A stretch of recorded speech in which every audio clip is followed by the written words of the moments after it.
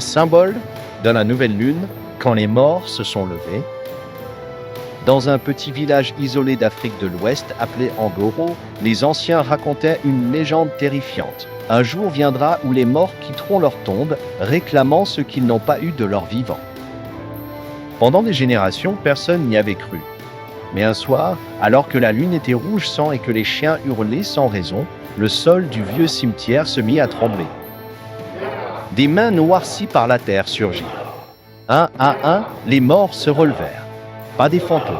Les corps décomposés marchant lentement vers le village, les yeux éteints, mais le cœur chargé de colère. Les villageois crièrent, prièrent, coururent, mais rien ne les arrêtait. Ces morts n'étaient pas ordinaires, c'étaient des anciens trahis, tués injustement, enterrés sans rite. Ils voulaient la vérité ou la vengeance. L'espoir d'un garçon. À des kilomètres de là, dans une autre contrée, un jeune orphelin nommé Kemo rêvait souvent de Zangoro, bien qu'il n'y ait jamais mis les pieds. Il voyait les tombes s'ouvrir, il entendait des voix l'appeler dans ses rêves. « Viens Kemo, seul toi peux nous libérer. » Un matin, poussé par une force invisible, il quitta son village et marcha pendant des jours, traversant forêts, rivières et monts, jusqu'à arriver à Zangoro. Le village était silencieux, les maisons abandonnées et l'odeur de mort flottait dans l'air. Épreuve. Kemo rencontra la dernière survivante, une vieille guérisseuse aveugle, Mameye, qui l'attendait. « Mameye, tu es venu. Le sang de ton père coule en toi. C'est lui qui a trahi les anciens. D'où est la clef? Les morts ne veulent pas se venger, ils veulent justice. » Kemo apprit que son père, jadis chef du village, avait fait tuer des innocents pour garder son pouvoir. Les morts étaient ces âmes injustement sacrifiées. Le rituel. Sous les instructions de Mameye, Kemo se rendit seul au cimetière avec 3 objets. Une flamme de vérité, une pierre du pardon, une larme sincère. Il s'entre au centre du cimetière et cria « Je suis le fils du traître, mais je viens offrir ma vie pour réparer ses fautes. » Les morts sortirent à nouveau, encerclant le garçon. Le silence était terrible. Puis, l'un d'eux, un ancien griot, s'approcha. Il toucha le cœur de Kemo, il sentit la sincérité, la douleur et l'espoir. Les morts reculèrent. L'un après l'autre, ils retournèrent à leur tombe, paisibles comme si la justice avait été rendue. La paix retrouvée.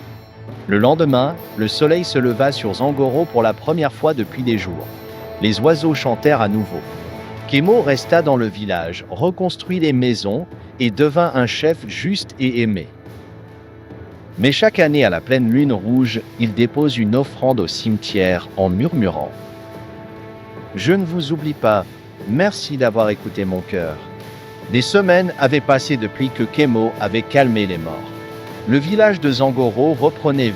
Les enfants jouaient, les anciens reprenaient les contes, et les rituels sacrés étaient de nouveau respectés. Mais Kemo ne dormait plus. Chaque nuit, il rêvait du cimetière, mais cette fois-ci, une voix différente l'appelait. Ce n'était pas celle des morts innocents. C'était plus sombre, plus profonde. « Vois, tu crois que tout est fini, fils de Lando? Tu n'as libéré que les victimes, mais moi, le véritable maudit, je suis encore là. » Le secret de la forêt noire. Un soir, Mameye le convoqua en urgence. Elle portait un collier d'os, ses yeux aveugles fixés sur le feu. « Mameye, tu n'as pas tout réparé, Kemo. Il reste le plus dangereux, celui que ton père a enfermé de son vivant, car il était trop puissant. Il n'est jamais mort, juste scellé. » Kemo sentit un frisson. « Kemo, où se trouve-t-il? » Mameye, dans la forêt noire.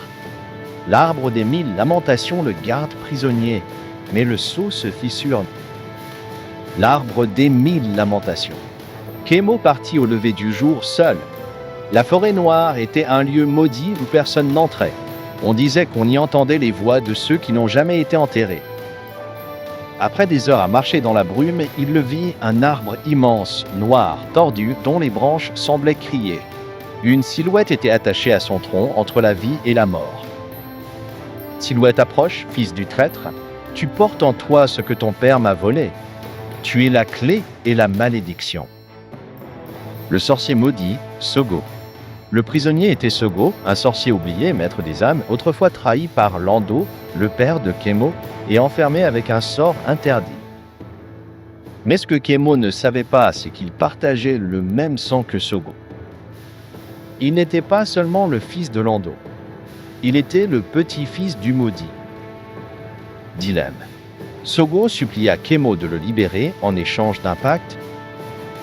Sogo, libère-moi et je ferai de toi un roi au pouvoir illimité. Je ramènerai ta mère d'entre les morts. Je te donnerai ce que ton père t'a volé. Mais au fond de lui, Kemo savait libérer Sogo pourrait condamner le monde entier.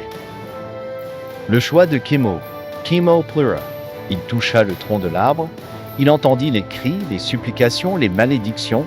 Puis il planta son couteau dans la terre, se coupa la paume et prononça: Je refuse l'héritage du mal. Je choisis le pardon.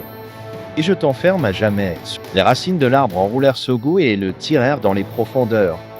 Une lumière dorée jaillit, puis le silence. Kemo revint au village fatigué, marqué, mais plus fort que jamais. Il n'était plus seulement le sauveur de Zangoro. Il était le gardien de la paix entre les vivants et les morts.